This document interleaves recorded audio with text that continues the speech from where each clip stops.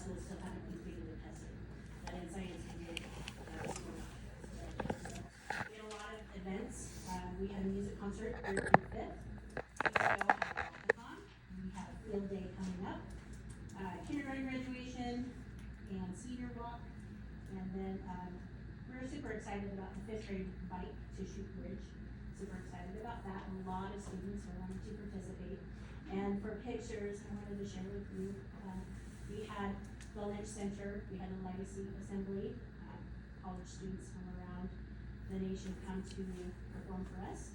And then one of our students participated in donkey basketball this year, which was amazing. I had never seen it. That was a very exciting time for me. So this is for you guys. Thank you very much.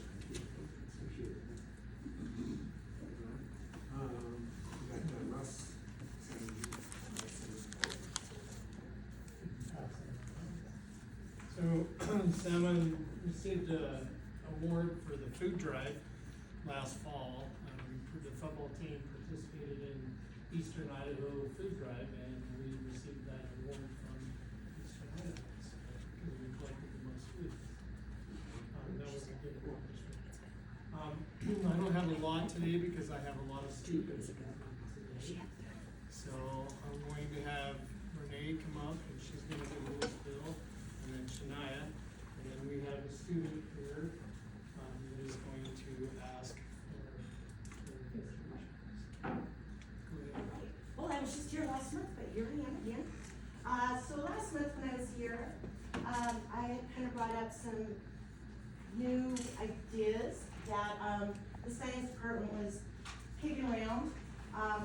And so today, I was going to talk to you guys, and Shania as well, about some new class ideas that we have. So one of the stumbling blocks we're running into in the science department is that the state does not require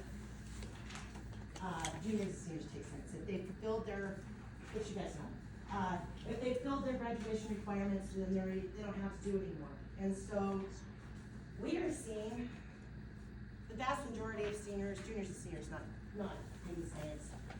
Juniors not taking math, they'll come back to take business math their senior year when it's required. And so we've been kicking around a lot of ideas on how we can get those upperclassmen back in our rooms. Especially since science and math are both ISAT tested as juniors and they're not taking the classes. And so that's been something we've, in our department's really been trying to, like, how can we do this? And so we've come up with a few ideas. One of them are the 2-class syllabus or syllabi that I just passed out to you. The first is a pretty straightforward class on medical terminology. We have a lot of kids that take it ideally. And our thought was that if we could bring it to campus and offer it here, that we could draw more kids out. I just think in-present classes are more user-friendly for the kids. They have a support system. And it's easier for them. So I'm currently taking an online class. I'm certified in medical terminology, so that hopefully not next year, but in the 26-27 year, we can offer as a CTE class. And from there, try to make a healthway pathway in our science department within the next 2 to 3 years, where we can alternate those classes, and eventually the kids get to come some kind of certificate with it. It's pretty straightforward. It's a 1 semester class of just terminology. It's not very shiny and exciting, but it's applicable.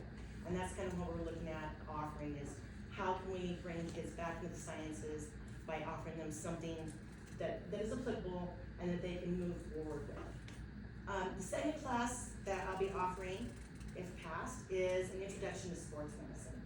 I currently teach anatomy. I've taught it for 20-some years. And the numbers since COVID have dropped significantly. Like I said, the juniors and seniors just really aren't interested in taking those classes. And so I thought if we brought back in something new that is applicable, that the kids are interested in, and I've visited with them a little bit. It's kind of the same class. It's pretty much just a rebrand of anatomy physiology. It actually concentrates on physiology a little bit more than my anatomy class does, trying to push through all the anatomy. Takes the full year. And so by kind of cutting it down and focusing on sports medicine a little bit, I think I can hit almost as much, not quite as much, but the game plan is to alternate units between the physiological units, so you can look on unit 3, cardiovascular and respiratory aspects of exercise in terms of endurance training. So they'll get the anatomy of the cardiovascular system and the respiratory system, but they'll also get the physiology, and things like CO2 intake, stroke volume, all that stuff. So they'll get a little more physiology in there, and then we'll alternate that with the unit on injuries. So starting from the head, working down all the joints, common injuries, diagnosis, if they're tapeable joints, that's what the kids really wanna do, is some kind of tape, doing some of that. My hope is with this class is to be able to bring in some professionals from our community and have them present and talk about the ways that they were able to make careers in this field, and really draw the kids into something really exciting, I'm hoping. I think this will be a really cool class. Eventually, hopefully, like being able to take the kids to a training facility like ISU or over to Missoula and let them see that. There does seem to be a lot of interest in our student body with this. The kids are excited about it. So, Shania. Okay, you ready? So Renee mentioned this magical word, CTE and pathway. With CTE and pathways, comes funding, which is great, So we just had our CTE, AFNR, Ag Food and Natural Resource Systems, lady come visit Janine, and I talked to her about becoming an official pathway. Right now, I am an AFNR cluster because I offer zoology, biology, natural resources, and all of those things together. I'm not considered a pathway. Becoming a pathway provides more funding for my classroom and to be able to do these cool things. So I'm throwing out there another class within this pathway. I think like I have for probably every single year that I've taught, because I like to make my life hard.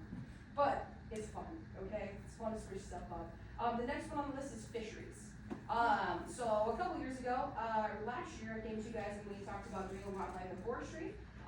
This is my first semester doing it. It's been interesting, it's been fun, I've learned a lot, and I think the kids have too, coming from natural resources. The next one after that would be a fisheries class. A couple years ago, I gave the kids a survey to kind of help us come up with science electives that they would actually want to take. They said wildlife and forestry.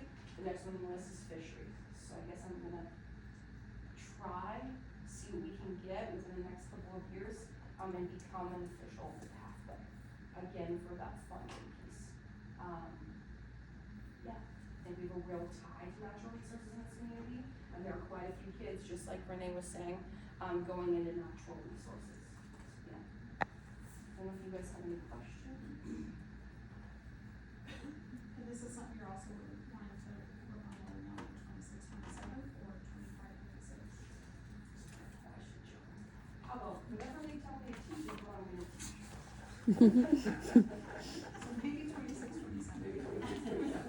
But that would be something that we could get on the Yes. agenda for the board to vote on. Totally. Becoming an official pathway can't actually happen until February. So yes, like this can't be in the pathway until 26, 27. This is bring it towards Perkins, through the state, through ag funds or added cost funds.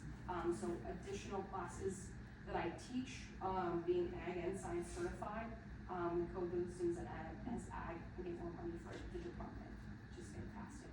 So I actually would like to clarify, the CTE piece of mine won't happen for at least 2 years, but I'm Yes. hoping to be able to teach these 2 courses next year. Yeah. Yeah, Yes. yeah. Yeah, you're good. So I need to get them Cool. on the June agenda. That's what you're saying.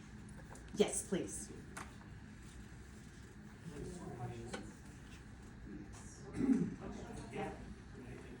Thank you. Okay, Rosie Thompson, come on up and tell everybody your Let me wonderful move all my name. stuff, like a yard sale. Oh.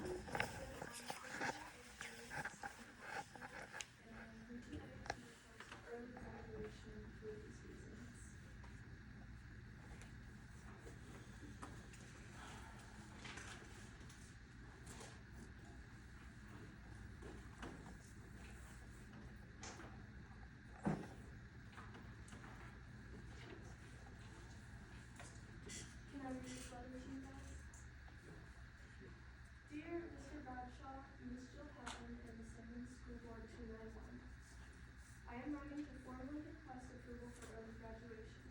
By the end of this current semester, I will have fulfilled all but 2 remaining graduation credits, government and English, which I plan to complete over the summer through IDLA and finish in the fall semester of my senior year.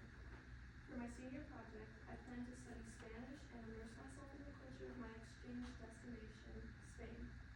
During this first semester of my senior year, I will move abroad where I will use my Spanish language skills to attend high school for 1 semester to navigate the country while deepening my understanding of the local culture. Upon returning from my exchange program, I would like the opportunity to walk with my class at graduation, class of 2026. I have already spoken with the state vice governor of the Reverend Field of Idaho, who has expressed strong interest in sponsoring my exchange. Currently, I hold a cumulative GPA of 3.9 and am confident in my ability to meet all academic requirements as well as graduation requirements, and I respectfully request your consideration and approval for my early graduation. Thank you for your time. Are there any questions? Yes. Are you familiar with Spanish history? Advanced Spanish high school? Well, did you just mention here about to attend high school, for 1 semester there in Spain, Nancy? Yes. I don't have a specific high school in mind yet. I'm still waiting for a call from the Rotary Club about that. But I was hoping for a high school in specifically Madrid. Just so you know, they're very tough. I mean, I encourage you to do it, definitely. But very tough. Absolutely. And then would you take senior project ILA? I would take senior project that first semester of senior year, and Okay. I would present before leaving on my exchange. And we know that Rosie, wasn't able to get her things in, like, she's done all the background that she needs to, she was able to get her things in time to be on this agenda. Therefore, I will put it on the June agenda, but I wanted, while she's here. No. So typically, if students think they can get all their requirements met, we usually just approve, like, go for it, we think you can do it. And then just like stipulate a deadline as long as you meet all the requirements for graduation. And we usually approve walking unless there's some reason. So yeah, I expect that we will. We can't make a decision because you're not on our agenda, but yeah, this sounds exciting, and it sounds like you have it planned out well. Thank you. Thank you for coming and presenting to us. Now, I assume that any classes you take in the Spanish high school there will not count against you here. They should. Okay, just, you know, thought that. That would be ideal. Smart, they're really good. They're tough. All right. Okay.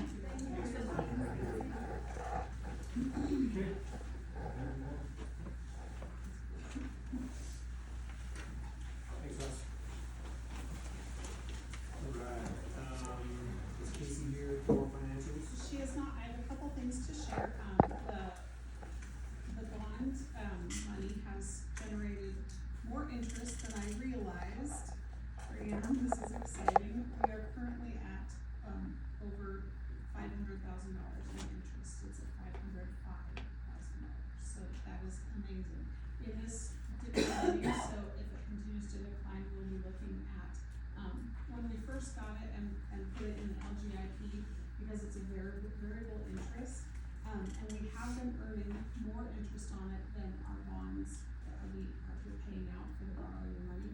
So we're making sure we use the milestones of what percent of the bond money we have to spend, and it will decrease because of the fact that, that as we pay more money out, so the bulk of our interest we have accrued. As we continue to pay, we'll look at if the interest rate is staying steady, or if we need to look at another, one of the options where we lock it into a certain interest rate. And to do that, of course, as I mentioned before, we have to have a payment schedule from our lawyer. So, but that is something that we're watching. The other thing, on Casey's financial reports is her, budget report, her budget reports, and there is a grant in there called Securing Our Future. The grant, it was about a $54,000 grant. There was some other money left over from another Securing Our Future grant that Todd had written just today I finally got word back, I've been pushing them for, is there another use we could have? That original grant was for, some safety and security at Pioneer Elementary. And given the fact that we are building a new school, it didn't seem reasonable to spend it right now. One of the approved categories is for communication within the school. And, we're able to transfer that and use that to put in a new high school, intercom. So that's something that we'll be working on. So it's pretty exciting. So we're gonna be following the appropriate bid process for that. But that's kind of really about the financials. So Jim, superintendent report and Yep. legislative report. Yep, so the big legislative bill that we've been talking about a lot is House Bill 338. That's the one that has, the potential for a 20-year loan that is forgiven at the end of 20 years. And I've gotten a little bit more information and read the language, and it really is about safety, so we'll be looking carefully. I'll be visiting with, Brianne and the community, committee to talk about ways that we might be able to use that. Obviously, that money can go directly towards, our building, and that would be another way for us to finish that gap and such. So that's pretty much the big legislative part there. The other things I have, please remember that the June 16th meeting is at Pioneer Elementary, and then we are scheduled for a board training that day also. The purpose of that training is to talk about district goals and give direction in terms of that, and with that will be my goals, as an employee, as the superintendent, and then from there, if we get those set, then we'll be able to go forward with building goals to match. We've been involved with, and they presented to David Rich, who came and presented to provide some support, and so, it's kind of a catch-22, I would like them to be able to provide support, because with their support also comes money. So, I'm hoping we do well on our ISATs, of course, but there's also a part of me that's like, we need a lot of really high-quality professional development for teachers if we don't make the mark. And so, it's kind of a juggling act, because schools that are involved in the comprehensive school improvement out to the school plan program make tremendous gains, so it's really a pretty fast boost over 3 years to improve test scores.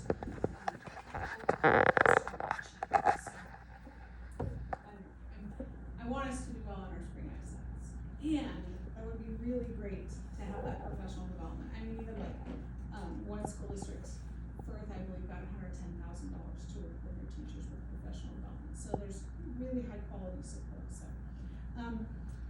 One other thing that's on your consent agenda, there are 2 positions that are now open that will be somewhat difficult to fill. Mark Austin in transportation is retiring. And so his part is 2 parts. Part is the transportation director, and part is also a. So that is going to be, that's going to be hard to fill. We're working on his job description now, so that we can get it advertised. And the other one is Janice Peterson, and her official name is actually Bodie, as our special education director and school psychologist. She's going to be full-time in Chalice. I started talking with Chalice because they will let us contract and not contract with her, but they would let us use her for some specific testing for school psychologists, and then Chalice would bill us for her time. So that's something we're looking into to try to fill that, but then that means we have our special ed director. It was just a little bit of time open, so those are going to be hard to fill roles. What's the FTE on special ed? Special ed director is somewhere between 0.25 and 0.5, and that all depends on funding from the Fed, so.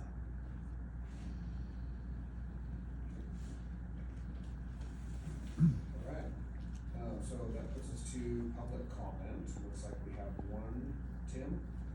Yeah, Yeah.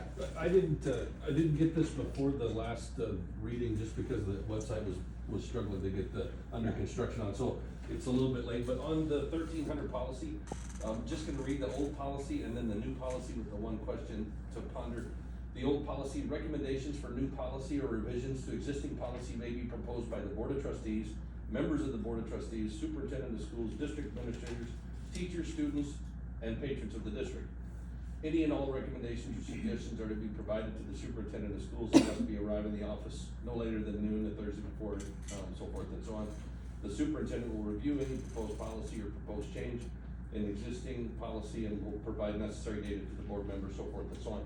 The new policy states, proposed new policies and proposed changes in existing policies shall be presented in writing for reading and discussion at a regular or special board meeting. Such proposals may be referred to the superintendent for detailed study as needed prior to board action on the proposal. The board encourages the superintendent to contact other experts to have potential policies researched. Interested parties include board member, citizen, employee of the board.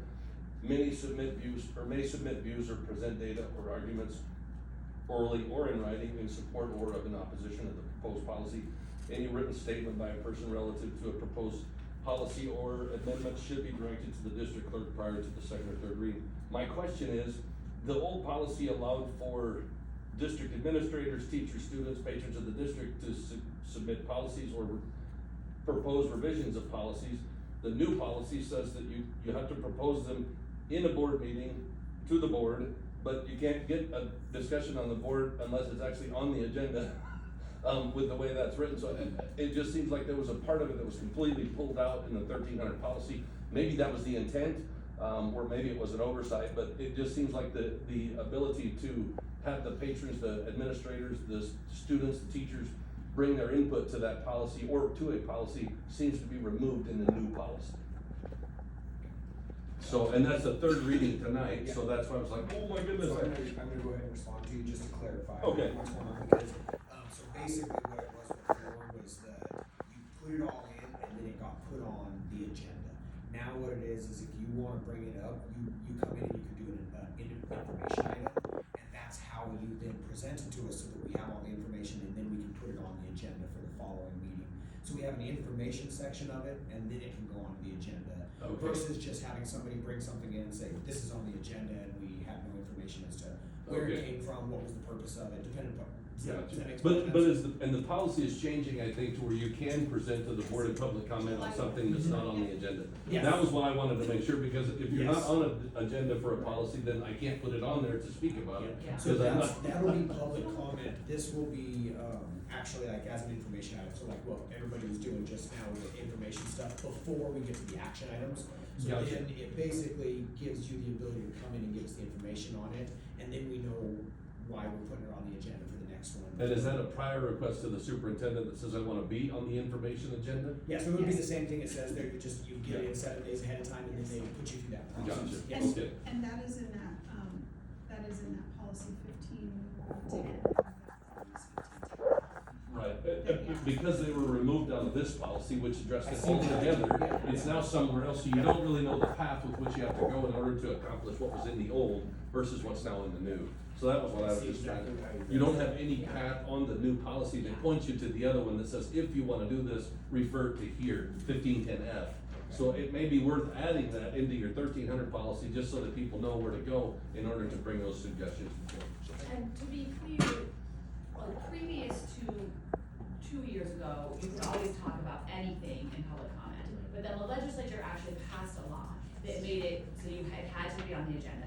And then they revised that this session, and Yeah. so, I don't know. Right. I've been on the board for 10 years, and since the beginning of time, and I was here, you could always talk about anything. And people have always done that, but it was a legislative snafu, I think. Because the last meeting, we did say if it's not on the agenda, we're not gonna, but now that's changing again, so. But speaking of public comment doesn't necessarily mean that it'll be on the agenda of the next meeting.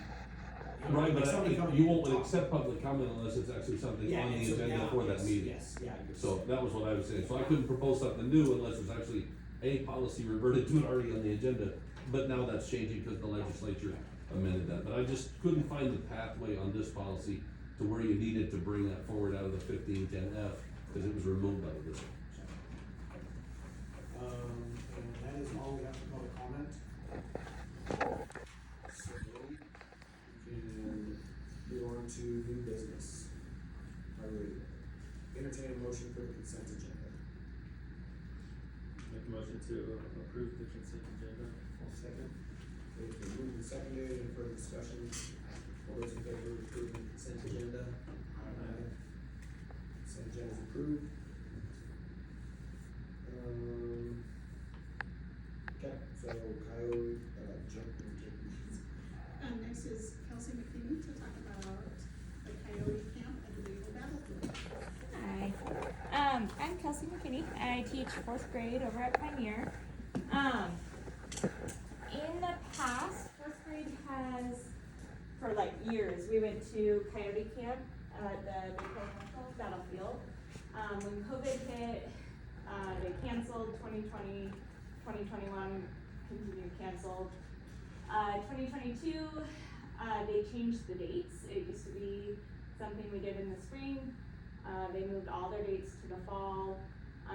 It was kind of like in the first 2 weeks of school, my co-teacher and I just weren't quite ready for it. Her husband had some health issues that year, and we just didn't get there yet. And then last year, they had some class size restrictions, and our class sizes this year were just too big to take. But looking forward to next year, we have about 34 fourth graders right now. And Kaden Tag and I would like to take the fourth graders back to Coyote Camp next year. It's gonna be September 17th. We have a Target grant already from that 2020 school year that would pay for the bus. So that's not something that we have to worry about. The other thing we were looking at and talking about with this experience, depending on bus availability, we would really like to stay until 3 o'clock. The Coyote Camp lasts from 10 a.m. to 3, but that would put us back here a little later. So we would need that extended day a little bit. If not, we can leave early and get back. I've already talked to the people at Coyote Camp, they're okay with that. But we're just looking for approval. How do you get the kids home if they're coming late? Usually we just set it up ahead of time, make sure that parents can pick up. I know other grades have done it. We always left early, the years, I only got to go 2 years, teaching fourth grade, and then I switched to fifth grade. So we just always made sure we left a little early. But it would be awesome if we got the whole time. If we leave early, what they'll miss out on is, some of the trail tour. So they won't get all of that. They'll get some of it, but not the whole thing. And I had a little information sheet, but I didn't make copies. Okay. And we knew the board had approved this in the past, but I just thought it was a great program and I wanted you guys to do it Yeah. also. Yeah, and they split the day in half, so like I said, part of it, they're out on the trail in the battlefield, looking at the dugout hold, you get a tour guide that goes through with you, it's really amazing. And then the second half of the day, they actually had a lot of tribal leaders come. The last time I went, we had music, like herbs, and then just tribal stories. It was really interesting. They were actually really impressed with the person we brought. I think Lisa was actually maybe in that group. And they actually gifted us one of their drumsticks that had been blessed. And so that's in my classroom still. It's just a really cool opportunity. My class right now is learning about the Big Hole Battlefield. It was actually on our study guide today. So it's just really that hands-on of, oh, we've been there, it's really close to us, so they just get that hands-on learning. Any questions? Yes, some have been. It's cool. And it's just really nice, like I said, they get the museum, and then they get the actual, a lot of kids have been like, oh, I've been there, but you get the actual tour guide experience that. And the tour guide and stories about the battlefield, really, Yeah, it is, it's very cool. And then like I said, we just thought if we were gonna take the time to go, if we can stay till 3 o'clock, that would be awesome, but I know that'll just kind of depend on if there's a bus available, if not, we'll leave at 2, so. Yeah. Any other questions?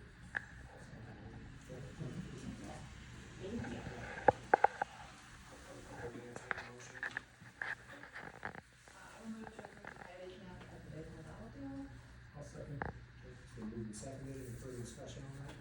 You have to spend time, but we can stay possible for the student at a time. I think that's just a bus availability issue probably. Yeah, I didn't know if that was something that needed I mean- approval or. No, As long as we don't manage the bus. So, motion seconded, any more discussion, any questions? Okay, all those in favor of approving, aye. Motion carries. Thank you. Thank you. The next is a, music travel request for the future from John Anderson. For that one in the future? Oh. No. A trip in the future, not a trip to the future. Is my second is the backup or should it? I don't think you were in the back. That's okay. I brought it. Oh, shoot. Can I pass it down? Sure. Yeah, we can just. I have tremors in it. No, no. I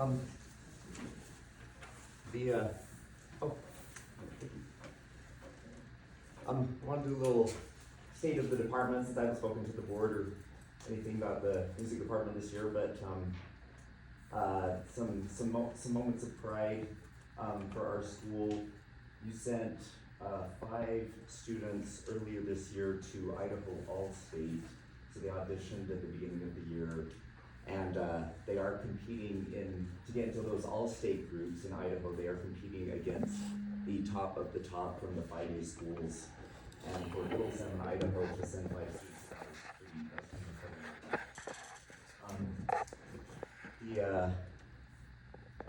and then we actually had 2 students make all Northwest, Alaska, Montana, Wyoming, Idaho, Washington, and Oregon. And we had 2 students represent Salmon High School within those groups. So just that they're competing on that level is kind of cool. This spring we had 4 students compete in Idaho State Solo Ensemble Festival with solos from our school. So again, that's not a question of there being a 2A, 3A, 4A state. It's with everybody. So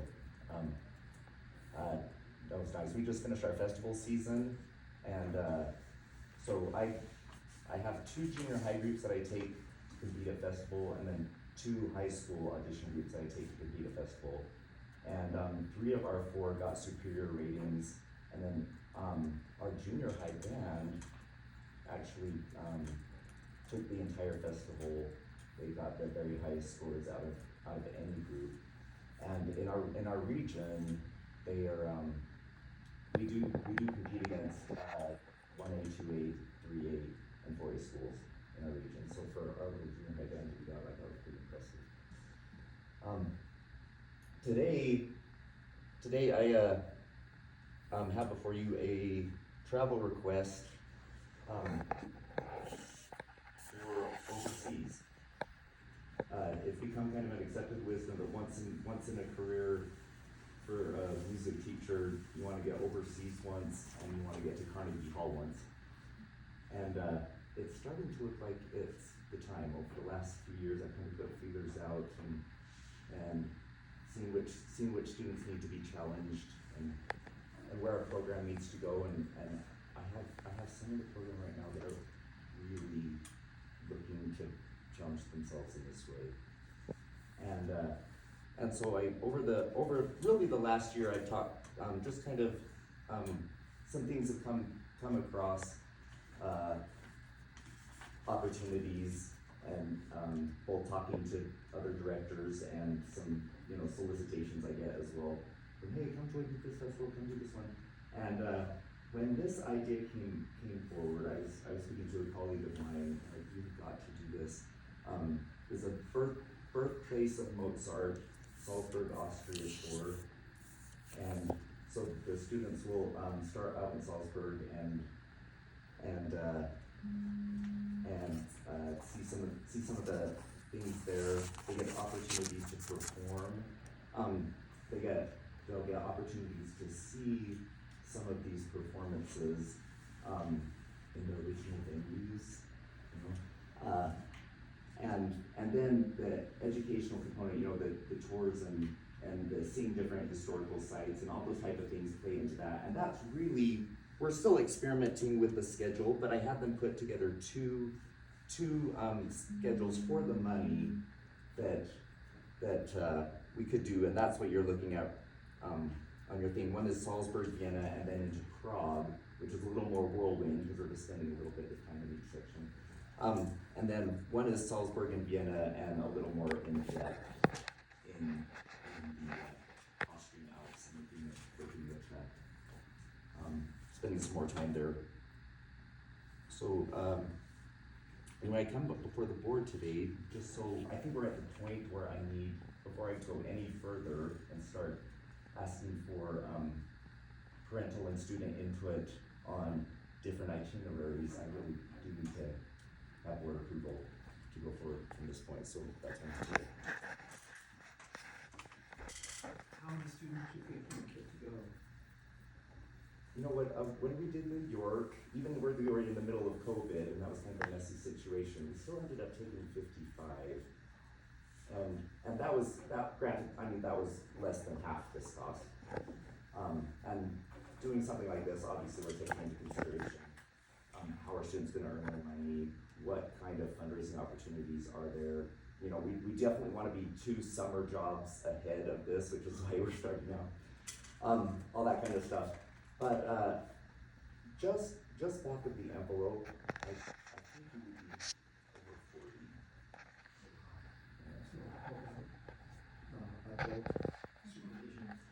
40. You know, also this is just as I've been putting feelers out, I kind of feel like we're almost 1-to-1 with interest on adults and students, so it may be a question of thinning down my adult population that wants to go on this one. Is this for juniors and seniors, or? So this will be at 9 through 12, so current 7th, 8th, 9th, 10th graders will be in that pool in the spring of 2027 is when we would do the spring break. Those are the kind of the dates you see, which thank you for approving that calendar 2 years in advance, because that made that easy for me. Yeah.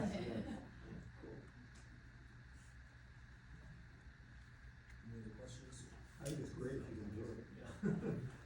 Yeah, well, no promises yet, but I would like permission to go forward with it. And you are going through this World Strides that would plan it. Yeah, so World Strides, those of us went through school in music would know Heritage Festivals, and World Strides is kind of the parent company. And recently, our travel club's also gone from EF Tours to World Strides, so they kind of seem to be our company du jour. Yeah.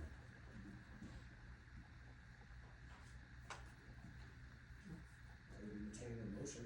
I'll make a motion that allows Mr. Anderson to pursue further investigation of these trips to Salzburg, Vienna, or Salzburg, Vienna. I'll second. Okay. We moved and seconded. Any further discussion? Okay. All those in favor? Aye. I'm surprised Richie would put in a little caveat. Right. As long as I get to know. Hey, thanks. Thank you. Yeah. Great.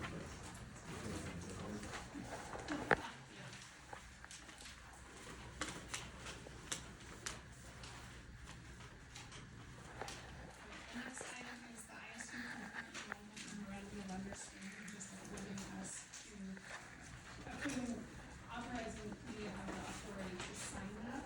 That is, there are 2 classes that are taught, through that, and I wanted it actually on the, not just on the consent agenda, but actually as an agenda item, so it's true, this is approved by the board.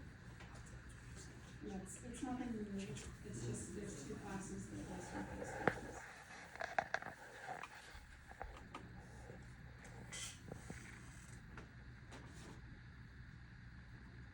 I will move that we approve the MOU for ISU's concurrent enrollment. I'll second. It's been moved and seconded. Do we have any further discussion? All those in favor? Aye. Aye. Okay. We'll roll with the one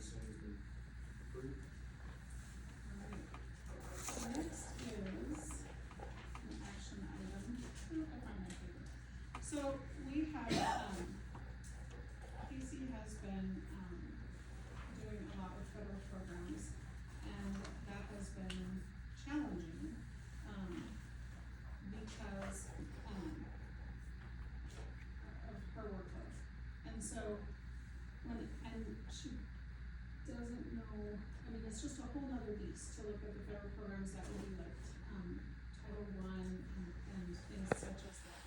And so, with that then, when we were just at a workshop about the budgeting for that, we were talking with some people from the state, and they're like, hey, there's this guy, Landon, with Fever, I believe is how you say his last name, and he is a 1099 employee, he contracts with a couple other districts to do this. And so, looking at that, he proposed, a stipend of $8,000 for the entire year, which is less, it's a lower expense for the federal programs. And then, he would do things such as making sure that our consolidated federal and state grant is done. That's something that makes Casey Taylor appear out. The Title I comparability report, school-wide improvement, SWIFT consultation, the district self-assessment, federal programs monitoring consultation, and then our annual performance report. So, and then we can call him if we have questions on other things, because he is an expert on this. He currently contracts with Madison School District and the West Side School District to do it, and he's like, oh yeah, this is not hard, and it is hard for us, Right. so. So he probably is going to be off-site and just doing this right.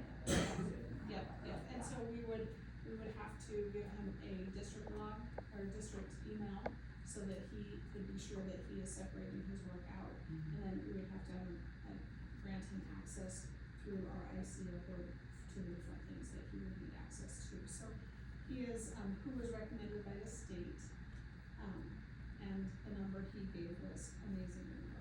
And that's a good deal for us, obviously. So it's just like to complete these items, and then there's no like hour, like how many hours or days or anything like that.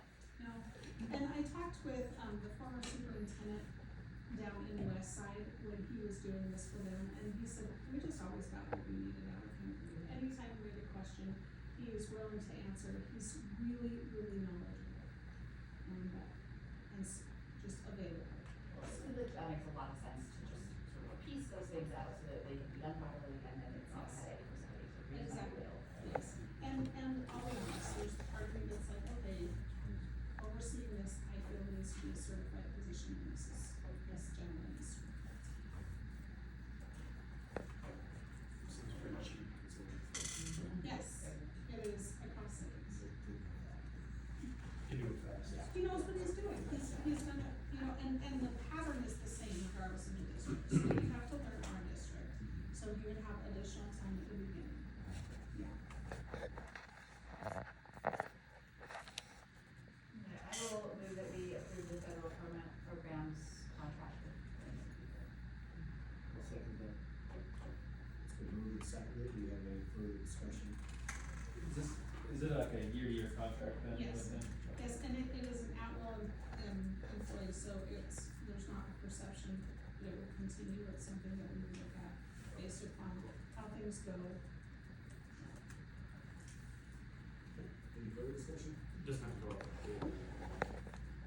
No, it's a contract. Okay, that's a start.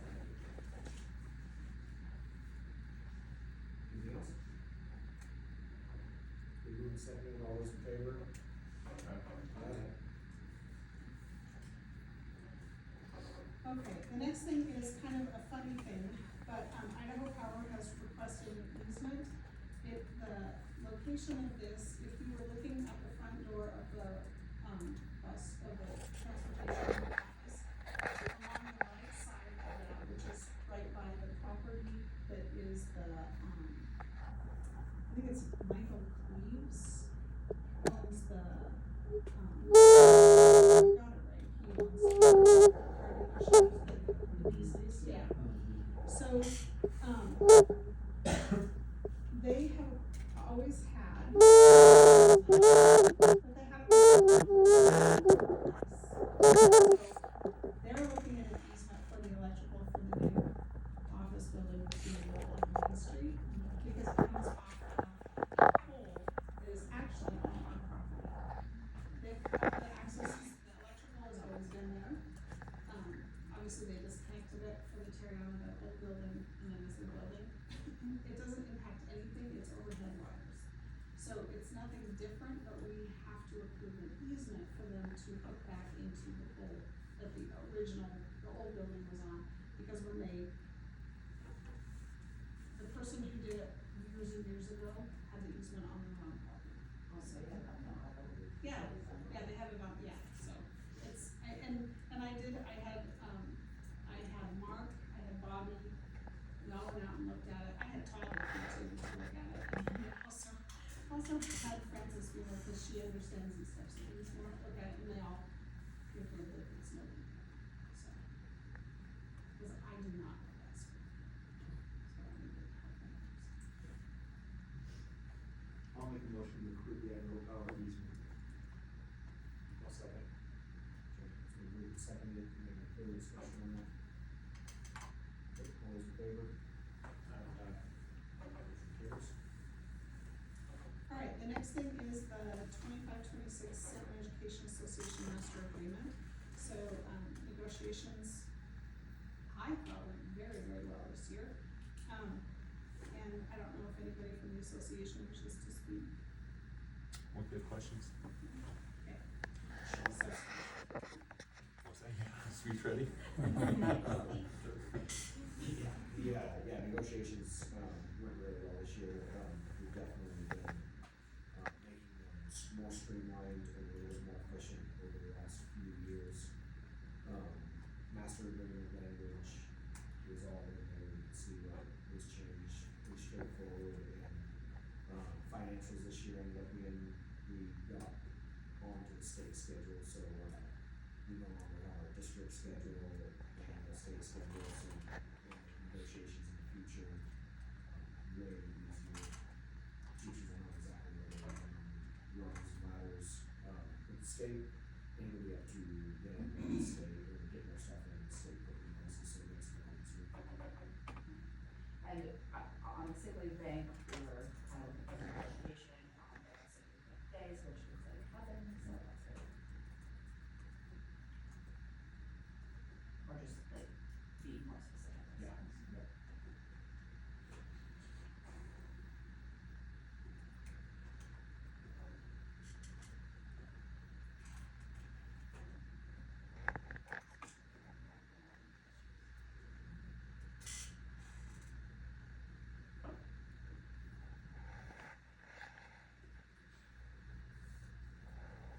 So we simplify things to be on the state side. Yes. It does mean that we will have we have to be very diligent at being sure that we're not over in FTE. Right now, we're probably legitimately over by the line. And we hope over the course of the next 3 years that will be.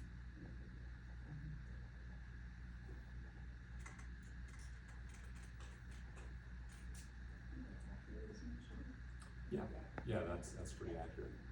Yeah, If you guys, so the biggest change, you guys are right, is the pay scale. And so if you guys have any questions on that, I can go into that in more detail, but basically, we were on the 2009, 2010 state pay scale, and every year we had increased it by 2 to 3%, or something around there. And we've basically fallen so far behind that as they passed the new minimums this year, it wiped our whole pay scale out. So people were gonna pretty much make one of the 3 minimums. And very, very few people were gonna get paid a box in that pay scale. And so it made sense to either switch to the state pay scale or completely rebuild a new one. And it makes more sense, if that makes sense. Yeah. And like Ron said, it takes the negotiations for money out of the picture. So,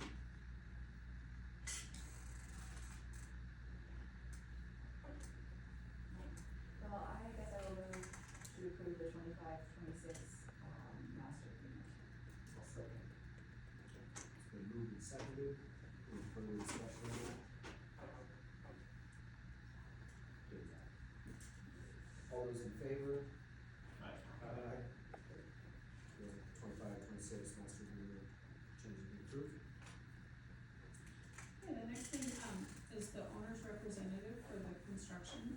As we've gotten into it more, I realize what I don't know. We did interview, and it's a lot. On Friday, we interviewed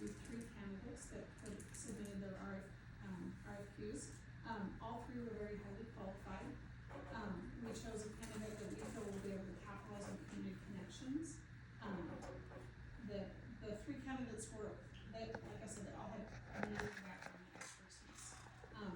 But we did choose, I'm putting forth two Rick Sessions for this position because of his ability to capitalize on community connections and his communication skills that will support our community's need to be engaged. So, one gentleman was out of Idaho Falls and talked about coming up a couple times a week. One guy is moving to here, but he's not here yet and doesn't know anybody. And so, given that qualifications were all excellent from all three candidates, we felt like that was most appropriate. And Brianna was the more, did that kind of summarize? Okay. They were interviewed all for about an hour each. It was, Yeah. extensive. And we had a team, there were 4 of us there. Brianna, myself, Francis Mueller, and Todd was a part of it, because Todd understands building of. Make a motion to approve this. Second, we have any discussion? All those in favor? Alright, so I have 2 brand new policies for you. These are in response to laws that were passed 2024. The first is policy 3345 on restraints and seclusion. That is the policy that is recommended by the State Department of Education to support the law. So with our district's information. This doesn't replace a policy we just did not have. We did not, this was not addressed, and it should have been, so we are catching up. And it had, yeah, it wasn't historically. No, no.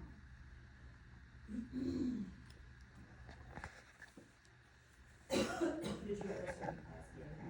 No, ISBA states that to use the one that is from the Department of Education, Okay. or maybe it's from the State Board of Okay. Education. Okay. It's either the State Board or the Department of Okay. Ed, so they just deferred to the recommendation Yeah, it's, from, it is quite extensive.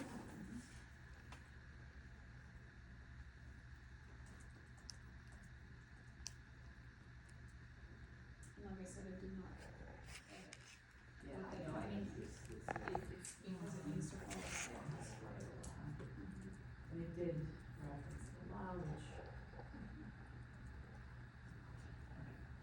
Well, I would move that we approve the first reading of policy 3345, which is the restraint and seclusion I'll policy. second that. So moved and seconded, we have further discussion on that? All those in favor? Aye. Passes. The next is, having the policy of protection.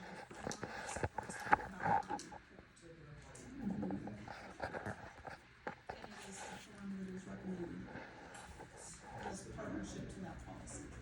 I'll make a motion for the first reading of policy 3345 F1. I'll second. Moved and seconded, we have any further discussion on the form? All those in favor? Aye. Motion carries. Thank you. The next one is the second reading of the gender and sexual orientation policy 2050. There's been no change since the last first reading. Make a motion to approve the second reading of policy 2050.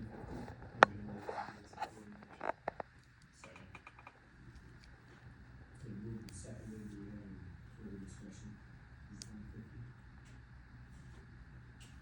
All those in favor? Aye. The next one is on policy 2340, controversial issues and academic freedom. This was updated to remove the sex education reference as requested from the paragraph above the additional info that was added. The additional info being the info regarding flags.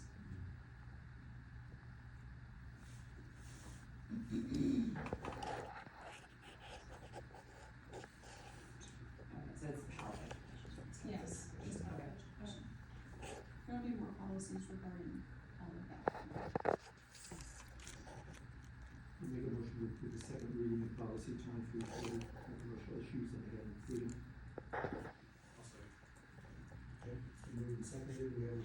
discussion on that? Okay, all those in favor?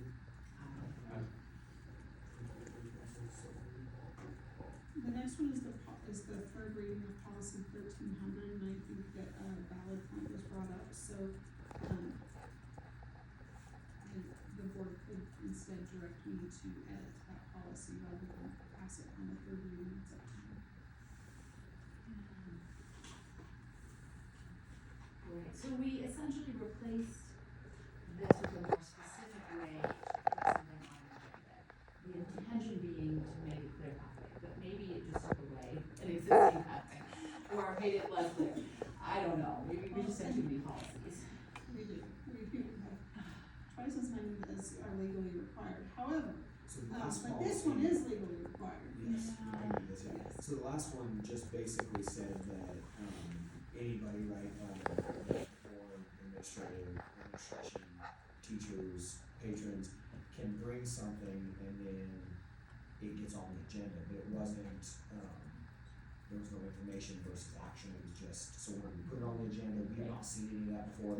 This one basically says, proposed policies and procedure changes, existing policies shall undergo a minimum, proposed policies and proposed changes in existing policies shall be presented in writing and reading and discussion at a regular or special board meeting. Such proposals may then be referred to the superintendent for detailed study to come back to the board.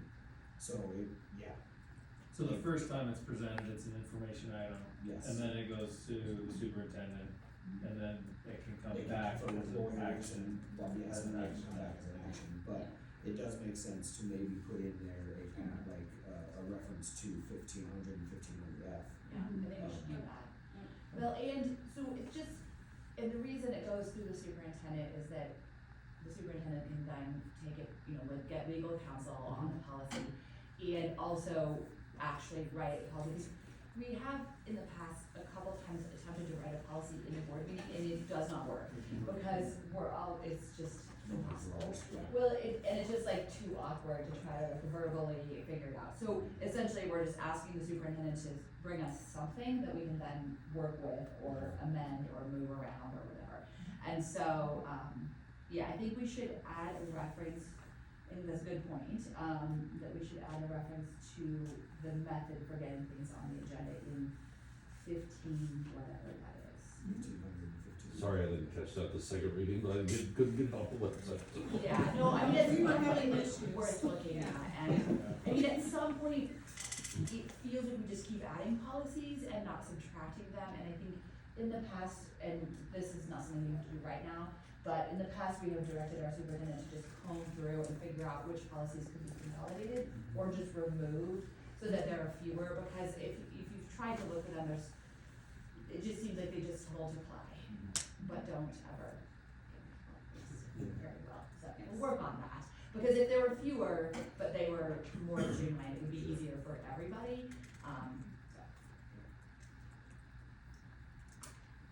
So we're gonna entertain a motion if you want to. Okay, so I will move that we, amend policy 1300 to include a reference to the method for getting things on the agenda.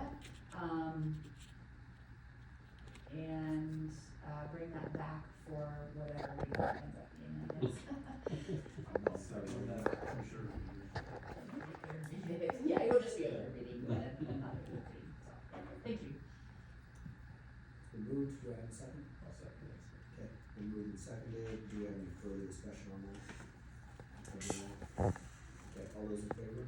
Aye.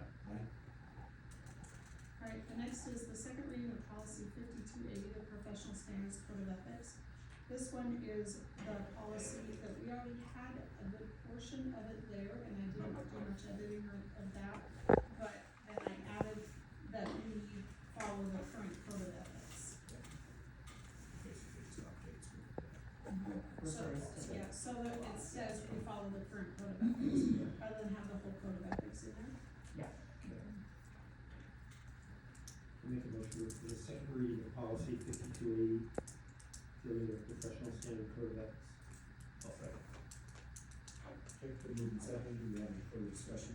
Is that policy 80 or 81? That's 52A. 5280.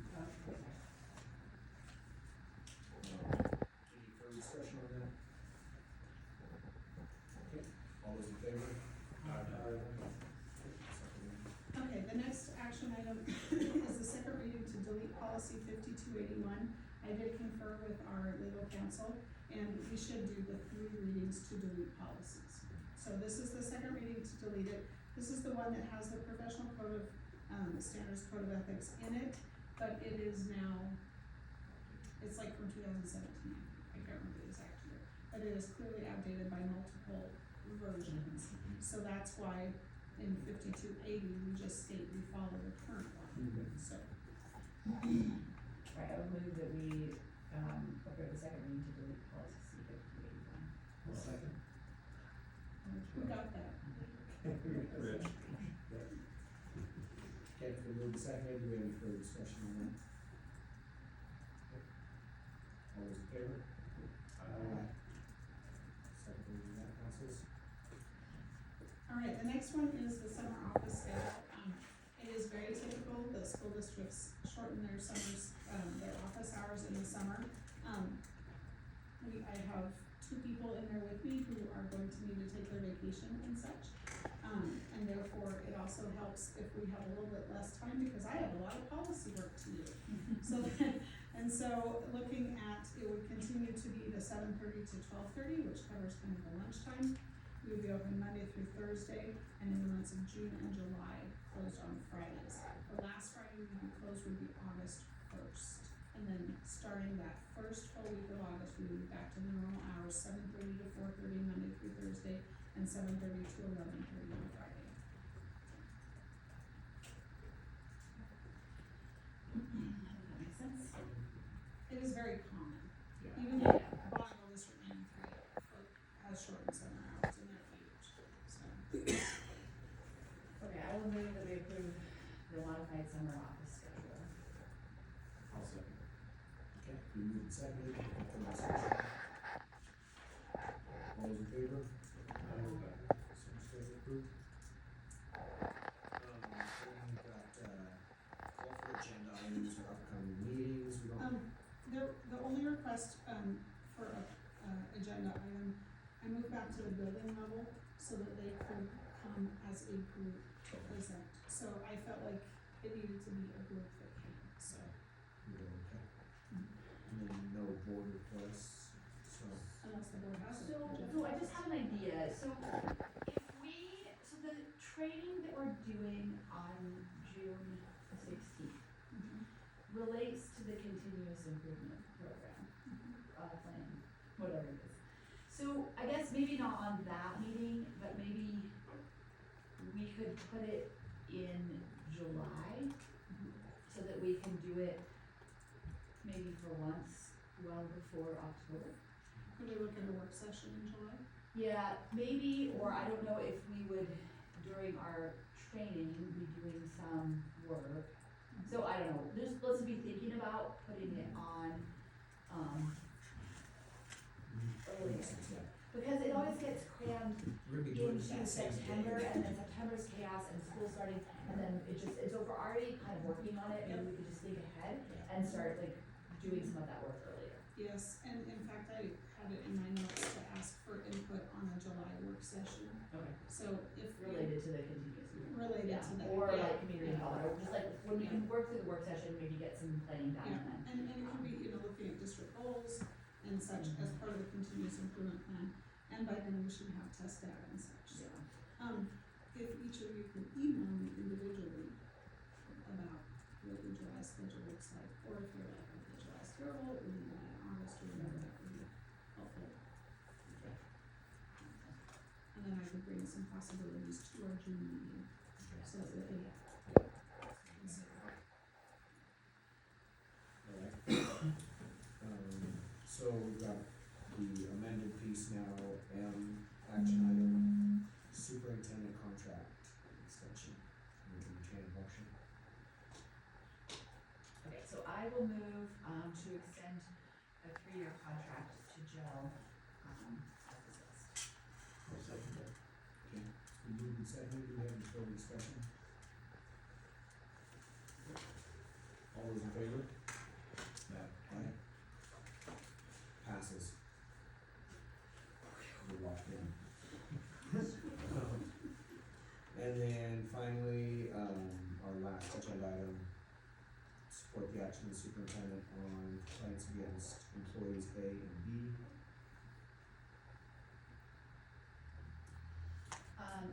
So I will move that, wait,